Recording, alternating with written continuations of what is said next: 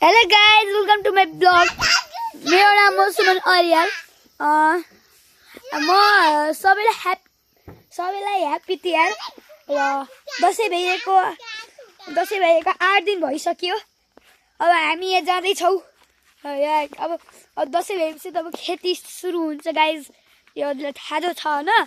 अब यो जाँदैछौं हामी। अब त पानी दिन उहाँ मेरो मम्मी ठुलबा सुमिन हेलो गर्दौ, यहाँ हेलो गर्दौ। यो चाहिँ भिडियोमा देखिरहनु यो माथि सुरु हुन्छ गाइस। यसको माइन्ड नगर्दिनु होला। हेलो पानीको बोतल भारी हुन्छ तिमीलाई। र गाइस ल हामी गाइस आलीपटमा पुगेपछि भेटौँला है। Bye bye guys. हामी अब बारीमा पुग्नै थालिसकेका छौं। बाबु यो बोतल सब तपाईहरु धेरै भारी अन्नदैछ पेले राखु लौ बस गाइस। ल हामी फाइनली बारीमा पुगेका छौं। अब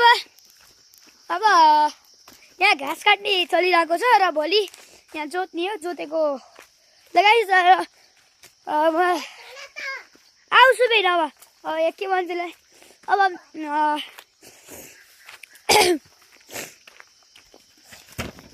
वाह छेपारो लोटेको छ। छेपारो लोटेको छ थाहा छ।